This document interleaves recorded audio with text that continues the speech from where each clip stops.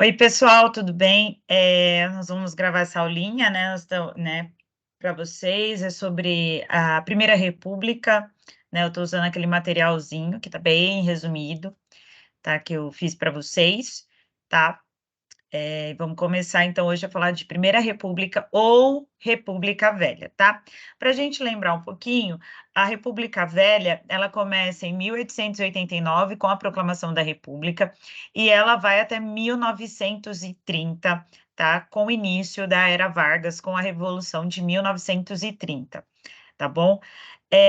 Quais são alguns fatores, né, que do Brasil Império vão influenciar diretamente no início dessa república, que são aquelas três questões, tá? A questão religiosa, que devido à maçonaria, a Igreja Católica, ela não vai intervir diretamente na crise do Império, né? Então a Igreja ela vai acabar não se intrometendo, mesmo que essa Primeira República, essa República Velha, ela tem ali uma influência do positivismo, né? Então, o positivismo é um movimento sociológico e esse positivismo defende a separação, né, do Estado com a religião, a defesa de um Estado laico, tá?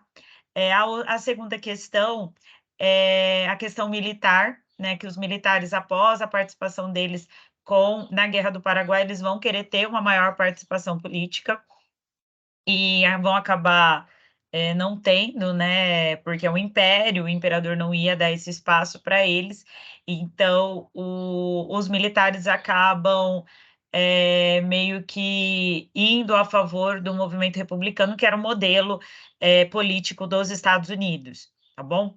E, por último, a questão social, que já está ligada à questão da abolição da escravatura, né, que em 1888 a princesa Isabel, em nome do pai dela, Dom Pedro II, ela acaba com a escravidão no Brasil, e isso não agrada aos cafeicultores, que eram a principal grupo econômico do Brasil na época, certo? Então, eles se unem aos militares para acabarem proclamando a República Brasileira, tá bom? Então, são esses três grupos, essas três questões, e a gente tem dois grupos que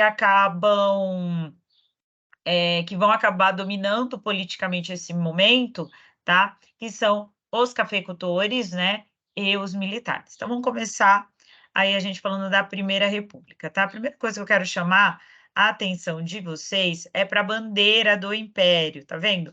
A bandeira do Império, ela é bem parecida com a bandeira nacional, né? Então, aquela ideia do verde, as matas, o amarelo é o ouro, não é bem assim, ela é uma construção republicana. Exatamente porque para que a gente rompa completamente com a história de endeusações e de maravilhas do império. Eu preciso construir uma nova história para que essa população brasileira que agora vai viver dentro de um movimento republicano não fique saudosista, não queira o império de novo, tá? Então, o verde, na verdade, representa a família Bragança, né? O amarelo representa a família de Habsburgo, que é a família da primeira esposa de Dom Pedro I, tá? E aí, simplesmente, eu tiro, né, as estrelas da província ali que estão dentro, né, do brasão da coroa portuguesa, né, e coloco uma bola lá e a frase ordem e progresso. Então, o que a gente tem aqui de muito diferente é a frase ordem e progresso, tá? O círculo vai substituir o brasão no império, né, como eu já havia dito, tá? E a frase ordem e progresso, ela mostra justamente a influência positivista, já que ela vem inspirada numa frase do Augusto Comte, e o Augusto Comte, ele era positivista, né, que ele vai falar o amor por princípio, a ordem por base e o progresso por fim. Então, a gente precisa ter amor nas coisas, né, ter ordem para ter a base de tudo, para que assim a gente tenha o progresso, tá bom? Vamos começar então agora a Primeira República, como eu disse, a Primeira República vem da Proclamação da República, né, no dia 15 de novembro de 1889, e ela acaba com a Revolução de 30, que dá início à Era Vargas. Então, a gente tem 2 momentos aí políticos muito importantes. O primeiro momento é a República da Espada. Então, o próprio nome já diz, a República da Espada é o momento em que o Brasil vai ser governado pelos militares. Lembrando que a união de 2 grupos, né, sociais, por causa daquelas questões, é que vão dar a base republicana, que são os militares e os cafeicultores, tá? Aí a gente tem 2 momentos, o governo provisório, e esse governo provisório vai existir até o momento em que é feito a Constituição de 1891, certo? E os governos eleitos, que são formados por Deodoro da Fonseca e Floriano Peixoto, tá? E a República Oligárquica, que é o momento em que os cafeicultores, que eram a grande base econômica, eles vão governar o Brasil, tá? E aí vai de 1894 a 1930. Então, vamos falar um pouquinho dessa Constituição de 1891, tá? Essa Constituição de 1891 vai estabelecer a República como sistema político no Brasil. A gente vai ter a questão do presidencialismo, federalismo, né, que dá essa autonomia para os estados agora. Então, como o Brasil passa a ser uma federação, tá? Os estados passam a ter autonomia também, tá bom? Então, é por isso que a gente tem uma Constituição estadual, certo? Essa Constituição, lógico, ela está abaixo da Constituição Federal, mas os estados têm certas autonomias, têm impostos estaduais que eles podem administrar. E antes, no Império, nada disso acontecia, tanto que eram províncias, tá? As províncias não têm autonomia, as federações têm autonomia, tá? E quem é que tem o direito de voto? O direito de voto, ele passa a ser para homens maiores de 21 anos e eles tinham que ser alfabetizados, tá? Essa questão do alfabetizados vai ser a grande base do voto de cabresto, que eu vou falar para vocês daqui a pouquinho, tá? Então, o primeiro governo que vai chegar é o governo da espada, a República da Espada, tá? Em que os militares governam, e são 2 militares, Deodoro da Fonseca e Floriano Peixoto. Deodoro da Fonseca, ele é o grande herói da proclamação da República, né? Ele que é aquele cara que fica, né, que está em primeiro plano, né, no quadro da proclamação da República, certo? E antes ainda de fazer a Constituição, ainda dentro do governo provisório dele, a gente vai ter a crise do encilhamento. Então, o que que é a crise do encilhamento? É uma tentativa de industrializar o Brasil, tá? Então, o Brasil ainda era muito agrário, então eu preciso modernizar esse Brasil, né? Eu tentei, o Brasil tentou no Império, mas não deu muito certo, né? Que a gente só conseguiu as ferrovias, né? De vapor, né? Os trens a vapor, conseguimos aqueles bondes, né? Mas ainda era muito pouco para o que existia. Então, a crise de encilhamento é o quê? Ele vai aumentar a emissão de papel moeda para tentar estimular o consumo no Brasil. E isso vai causar um aumento da inflação muito grande, vai causar uma crise econômica brasileira, tá? Então, o Brasil já assim, ele já vai entrar, ele já vai começar com uma república e já vai começar com uma república endividada, tá? Por causa da crise do encilhamento ainda no governo provisório, é o que eu coloquei ali, ó. Tá vendo aqui? Não sei se dá para ver meu mouse, mas aqui eu tenho o governo provisório e eu tenho o governo eleito. Então, essa crise do encilhamento é ainda no governo provisório, tá? E a gente tem o autoritarismo de Deodoro da Fonseca, tá? Deodoro da Fonseca, ele era monarquista, tá? Ele sempre foi a favor, ele era um braço direito do Dom Pedro II, tá? E ele era defensor da monarquia. Só que aí durante o processo, né, principalmente com esses militares querendo participar mais ativamente da política, Deodoro da Fonseca, ele acaba mudando de lado e o apoio dele era fundamental para puxar mais militares. E é por isso que ele acaba tendo tanta participação assim nessa proclamação. Só que, apesar de defender o sistema republicano, ele nunca deixou de ser autoritário, tá? Então, logo que ele é eleito, né, e assim, a eleição dele já é uma eleição que ele já mostra, porque ele ao que ele veio, né. Por quê? Por causa da crise do encilhamento, ele não era uma unanimidade, tá, entre os militares. Então, a oposição ao Deodoro decide lançar o Floriano Peixoto, né, que depois que é o né, que vai vir depois, como presidente da república. E aí o Deodoro, junto com os militares, com o apoio que ele tinha, que era um apoio mais forte, tá, vai fazer uma ameaça. Se o Floriano entrar candidato, eu vou dar um golpe. Então, com medo, né, pela influência que o Deodoro tinha entre os militares dele dar um golpe, acabou, definindo que Deodoro iria entrar candidato e Floriano seria o vice dele, tá. Logo que ele assume no governo eleito dele, né, passam as eleições, ele é eleito e ok, o Congresso, por causa da crise do encilhamento, ele vai criar uma lei de responsabilização do presidente. Então, que o presidente iria ser responsável pelos seus próprios atos. Deodoro não aceita, impõe o estado de sítio no Brasil, tá? E aí ele vai tentar causar uma manobra para tirar o Congresso da jogada, tá? Aí, o que que nós vamos ter? Nós vamos ter a primeira revolta da Armada. O que que é essa primeira revolta da Armada? A base militar, que era contra Deodoro, né, eles vão tomar a Baía de Guanabara, né, que lá tinha uma base militar. Eles vão pegar os canhões e vão voltar para o Rio de Janeiro, esses canhões, e vão ameaçar. Ou Deodoro renuncia à presidência, ou o Rio vai ser bombardeado, tá? Então, bem democrático o negócio, tá? E aí, Deodoro, por causa dessa primeira revolta da Armada, ele acaba renunciando e sobra para o Floriano Peixoto administrar o Brasil. Só que o Floriano Peixoto, assim que ele assume, ele já tem um problema de legalidade. Por quê? Porque a Constituição brasileira prevê, desde aquela época, que era necessário cumprir 50% do mandato, tá? Para que o vice pudesse assumir, né, em caso de renúncia. Mas o Floriano tinha ficado meses no poder como presidente eleito. Então, o correto era o Floriano assumir e chamar as novas eleições, tá? O que que o Floriano faz? Ele não faz isso. Ele assume e continua com uma base do Congresso apoiando a decisão, certo? Continua governando normalmente. O Congresso apoia o Floriano, por quê? Porque eles falam que é uma fase de transição. Nós estamos saindo do Império, entrando na República, então não seria bom, certo? Já chamar uma segunda eleição assim de cara. Só que ele vai lidar com uma oposição a ele muito forte. E o Floriano, tanto que o Floriano vai governar o Brasil, assim, ó, com a mão fechadinha, tanto que ele era chamado de Marechal de Ferro, tá? Porque ele vai controlar, ele vai governar o Brasil no controle mesmo durante muito tempo, tá? Até acabar o mandato dele. E aí vão estourar duas revoltas contra esse governo Floriano, alegando que o Floriano é um governo ilegal, tá? Que é a Revolução Federalista e a Segunda Revolta da Armada, tá? Então vamos para a Revolução Federalista.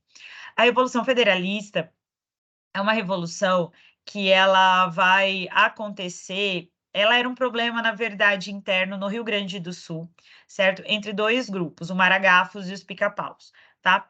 Um deles era eles eram, a favor da escravidão e o outro era republicano, tá? Então existia um choque desses 2 grupos lá no Rio Grande do Sul, e o Floriano vai apoiar o grupo que era republicano, tá? Criando ali uma desavença com, que eu acredito que eram os pica-paus, tá? Que eram os escravagistas, que eram a favor, que defendiam a escravidão. Ele vai criar ali uma oposição por causa desse apoio que ele dá aos republicanos lá na Revolução Federalista. Então era um problema interno, era um problema do Rio Grande do Sul e acaba tomando uma conotação nacional porque o Floriano acaba se posicionando a favor dos republicanos, tá? A outra é a segunda revolta da Armada. A segunda revolta da Armada, ela vai tentar fazer a mesma coisa que ela fez na primeira, tá? O líder das duas revoltas, tanto da primeira revolta da Armada quanto da segunda, é o Custódio de Melo. E o Custódio de Melo, lá na primeira revolta, haviam prometido que, na hora que o Floriano convocasse as novas eleições, ele iria ser um dos candidatos. E aí, o que aconteceu? O Floriano não convocou, e Floriano tinha o apoio de grande parte do Congresso.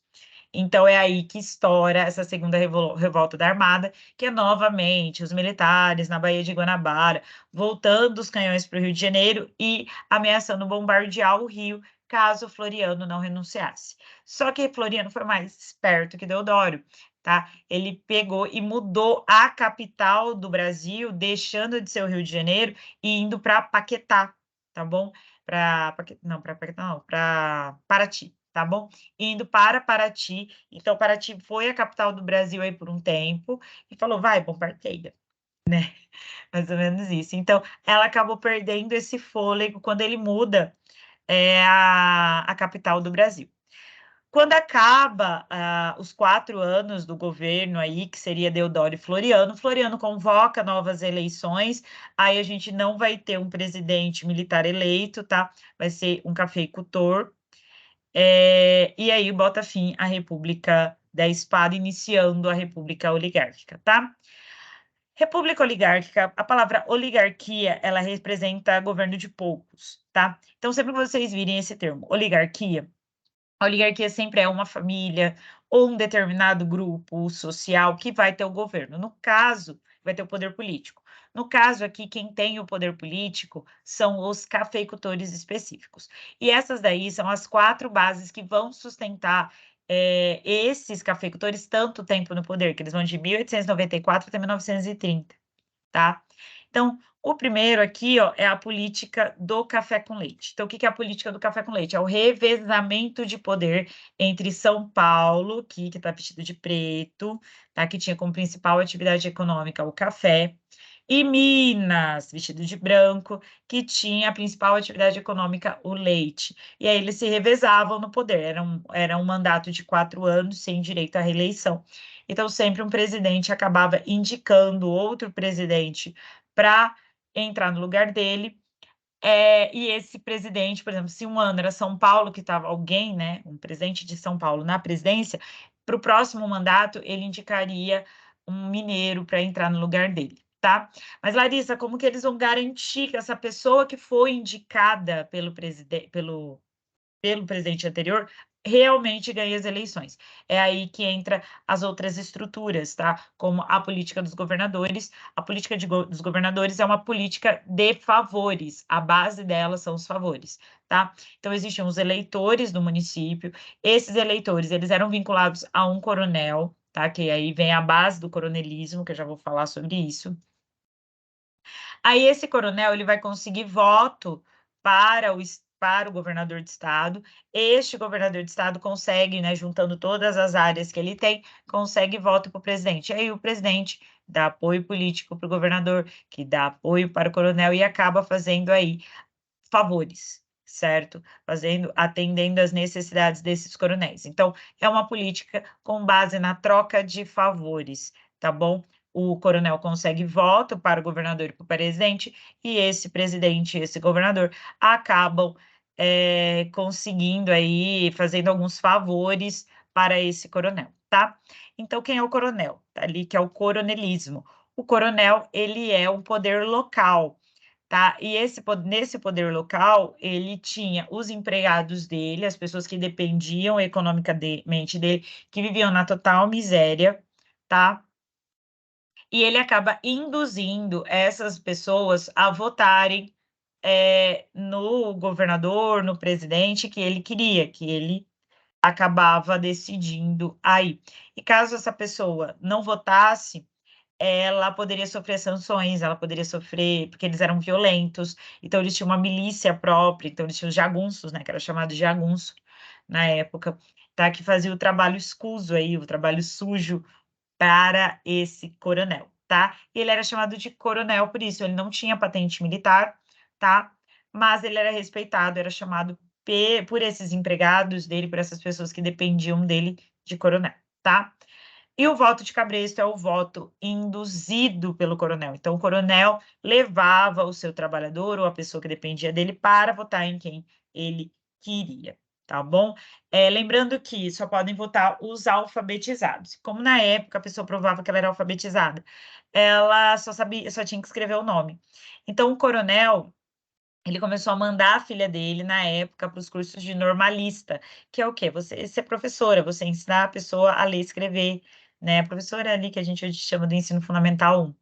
Na época ela não precisava de um curso superior, né, ela só fazia esse curso que é, tipo, médio, mas que dava a base para ela se tornar professora.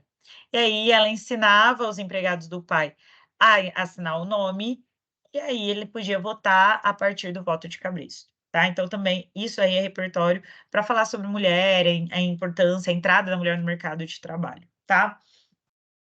Prudente Moraes foi o primeiro presidente eleito, tá, que era cafeicultor, que fazia parte da oligarquia, tá? Aqui eu estou falando um pouco mais, né, algo aprofundado, mas o que eu quero que vocês entendam? Por que os coronéis, eles tinham tanto poder, tá? Por que eles tinham tanta importância? Eles tinham tanta importância porque quando o Brasil adota um sistema federativo, ele dá mais autonomia para os estados, né? Então os estados podem fazer, né, o governador pode fazer o que ele bem quer com as verbas estaduais, né? E antes, no Império, não, tudo ia para a nação, e aí a nação fazia uma nova redistribuição. E aí, então, ele acaba tendo mais poder por causa dessa autonomia, né? Principalmente o poder local, ele acaba sendo o elo de vínculo, tá? Ele acaba vinculando tudo, todo o esquema, tá? Aqui eu estou explicando mais bonitinho o que é a política dos governadores. Aqui é um desenho que eu acho que ele é mais fácil para entender do que aquele que eu coloquei no slide anterior. Tá aqui, ó, o coronel consegue voto para o governador, consegue voto, né, juntando todos os coronéis para o presidente, e aí o presidente faz favor para o governador e o governador faz para os seus coronéis, tá? Aqui é a política do café com leite, tá, gente? Lembrando, deixa eu só fazer um adendo aqui, tá? Que na época o Brasil tinha 3 poderes informais, tá? Quais eram esses 3 poderes informais? Por que, né, São Paulo e Minas no café com leite? Esses 3 poderes informais, a gente tem São Paulo, que tinha um poder econômico por causa do café. Minas, ele tinha um poder eleitoral, porque dentro da dinâmica de quem poderia votar e quem poderia deixar de votar, a maior parte dos eleitores estava em Minas Gerais. E o Rio Grande do Sul, que tinha um poder militar, tá? Então, os militares no Rio Grande do Sul sempre foram muito fortes. O que que acontece? Minas e São Paulo se unem por quê? Juntando o eleitorado dos dois, eu não precisava de nenhum outro estado. E aí eu tirava Rio Grande do Sul, que tinha um poder militar forte, eu tirava de fora, tá, da concorrência, e eles se revezavam no poder, tá? Coronelismo, a base do coronelismo é o parentesco, tá? Então o coronel, ele virava padrinho de todo mundo, né, de todos os filhos dos empregados, ele era padrinho. E aí ele acabava criando o seu curral eleitoral, né, para formar esse voto de cabresto. Então, ele fazia favores para essas pessoas, o quê? Dava uma casa de pau a pique, que é uma casa de madeira com barro e que não tinha nem ladrilho, nada, era no terreirão mesmo. E pronto, a pessoa ficava super grata a ele, ele é padrinho do meu filho e tal, e aí acabava fazendo o que essa pessoa queria. Mas sempre esse coronel tem um poder coercitivo, que é o poder da violência. Ele tem os jagunços dele, se a pessoa também não fizer o que ele quer, né, ele acabava vindo aí uma resposta bem violenta. Tá, no interior ainda é bem comum isso, né, tem até aquela novela agora que passa das 9, né, que mostra também isso, tá? E aí, formando aí o curral eleitoral do coronel, ele acaba mandando nessa região, ele acaba tendo muita influência política, tá? Vamos direto agora para os governos republicanos. Que Prudente de Moraes vai passar? Ele vai passar pela Guerra de Canudos, tá? Então, a Guerra de Canudos, a gente tem aí o Antônio Conselheiro como líder, ele é um líder messiânico, né? Ele, além de guiar o povo de Belo Monte, né? Tirar um pouco do pessoal da pobreza, ele também tinha visões, né? Tanto que tem até uma profecia que o sertão vai virar mar e o mar vai virar sertão, que é uma profecia do Antônio Conselheiro, tá? Ele acaba tendo muito apoio popular. E o Antônio Conselheiro, quando acaba a Guerra de Canudos, eles são exterminados praticamente pelo governo federal, tá? Só que depois da 4ª tentativa de invasão. Então, eles resistiram bastante. Campos Sales faz o Fundiloa. O Fundiloa é o financiamento para resolver o problema lá da República Oligárquica, tá? Que o Brasil vai pegar um empréstimo com a Inglaterra, tá? O Rodrigues Alves já vai fazer um quadriênio mais progressista, que a gente chama, tá? E ele vai tentar estabilizar a economia por meio da venda da borracha lá no norte, tá? Lembrando que a Europa aí nesse momento está na sua segunda revolução industrial, então você ter aí borracha para fazer pneu, para investir na indústria automobilística era algo bom, tá bom? Outra coisa que a gente tem que falar do governo Rodrigues Alves é o movimento Bota Abaixo, que vai acontecer no Rio de Janeiro, tá? Ele também vai passar pela revolta da vacina, tá bom? O Afonso Pena, ele não termina o mandato, ele vai acabar morrendo antes, e aí quem assume é o Nilo Peçanha, e o Nilo Peçanha foi o primeiro presidente do Brasil negro, e único, né, até agora. E o que tem de importante nesse governo? O Convênio de Taubaté. Então, o Convênio de Taubaté é uma aliança, é um acordo firmado entre, entre São Paulo, Rio de Janeiro e Minas Gerais, para estabilizar, valorizar o preço do café. Então, isso aí caiu na Unesp esse ano, tá? Que é o momento em que não, tô louca, nada não, que é consequência. Não caiu na Unesp, não. Enfim, em que o governo federal vai fazer? O café que esses 3 estados, São Paulo, Rio de Janeiro e Minas, não conseguirem vender, o governo federal vai comprar as estacas de café, tá bom? E a gente tem aí também a compra do Acre, exatamente para dinamizar mais ainda a venda da borracha, tá? Aí foi. O Hermes da Fonseca, ele é militar e ele pega o primeiro ano da Primeira Guerra Mundial e ele vai fazer a política de salvação.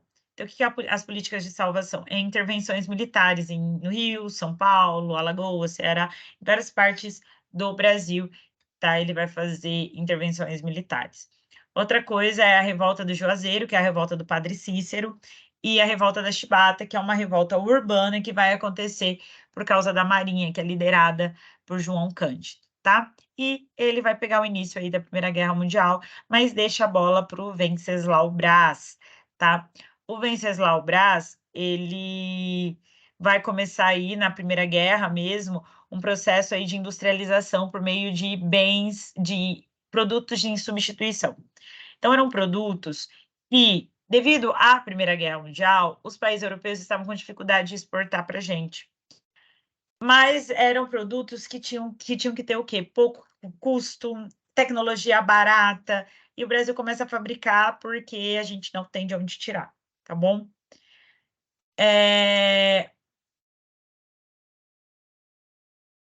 Greve geral também vai acontecer no Venceslau Braz, tá? Que é os trabalhadores de fábrica reivindicando direitos trabalhistas, lembrando que a gente vai ter aí nesse momento, principalmente no processo de industrialização, um estímulo à imigração de europeus. Então, eles vêm para ficar ricos aqui no Brasil e aí chega aqui a gente está em crise econômica, tá? E a gente tem a Guerra do Contestado. A Guerra do Contestado também é uma revolta interiorana, e ela, na verdade, ela acontece porque existia uma região, tá, entre os estados de Santa Catarina e Paraná, que era contestada pelos 2 estados, por isso que chama Guerra do Contestado, tá? Porque essa região era contestada pelos 2 estados. Durante a Primeira Guerra Mundial, o Brasil decide, né, pegar o investimento que ele tinha e construir uma linha de ferro que ligava o Rio Grande do Sul até o Porto de Santos para mandar para a Europa. Então, ele tem a brilhante ideia de fazer essa estrada de ferro passar no meio da Vila Contestado, né, na vila deles, para acabar com a polêmica que já existia, né, para acabar com a briga que já existia. Só que os sertanejos que moravam nessa região não vão gostar dessa história, e é aí que vai começar a Guerra do Contestado, tá bom? Fim da guerra, o governo acaba conseguindo tirar esses povos resistentes, tá? Epitácio Pessoa, na verdade, ele não tinha sido eleito, Rodrigues Alves, que já tinha sido presidente, foi eleito novamente, e o Epitácio Pessoa assume porque o Rodrigues Alves morreu de febre amarela, tá? A febre amarela foi uma doença que deu muito forte por causa da Segunda Guerra Mundial, da Primeira Guerra Mundial, tá? Outra coisa que o Epitácio Pessoa vai sofrer é o tenentismo. O tenentismo são militares de baixa patente, tá? Que eles eram contra o governo oligárquico. Como eles não conseguiam ter acesso aos meios de comunicação, eles decidem ir a pé para comunicar à sociedade do que estava acontecendo. Então, a gente tem 2 momentos importantes, que é o 18 do Forte Copacabana e a Coluna Prestes, que acaba fugindo ali, vai para a América do Sul, tem contato com o comunismo e quando volta vira comunista, tá?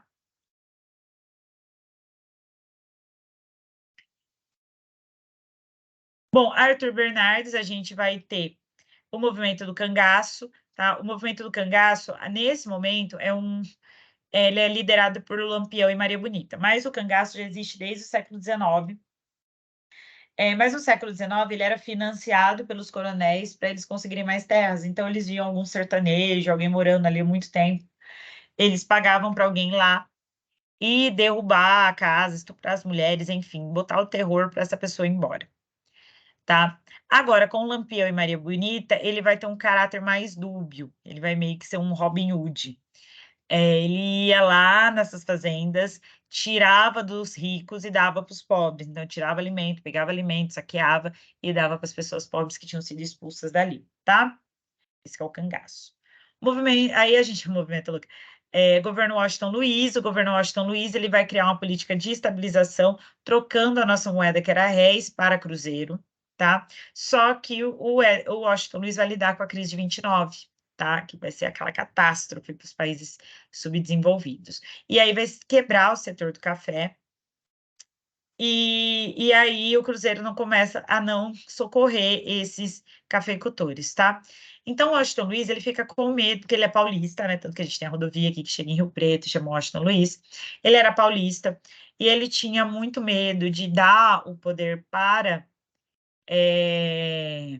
uma pessoa mineira, porque ela iria mudar a economia brasileira. Então, ele decide indicar Júlio Prestes. O Júlio Prestes, ele era brasileiro, tá? Ele era do lado dos cafeicultores e ele vai romper com a política do café com leite. Então, ele não indica Minas e rompe com a política do café com leite. E aí, como é que vira nas eleições? Nas eleições de 1924, Minas Gerais acaba se unindo ao Rio Grande do Sul e à Paraíba, formando um outro partido chamado Aliança Liberal.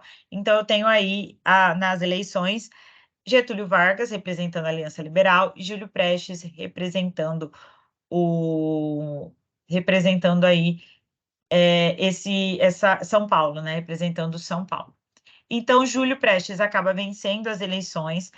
Getúlio Vargas, representando a ANL, vai usar que o seu vice-presidente, que era o João Pessoa, foi assassinado mas na verdade ele tinha assassinado porque ele estava devendo para um agiota, não tinha nada a ver, tá? Com os acontecidos aqui políticos. Então ele vai ser assassinado, mas Getúlio vai usar isso para desmoralizar São Paulo. E aí a gente vai ter o início da Revolução de 1930.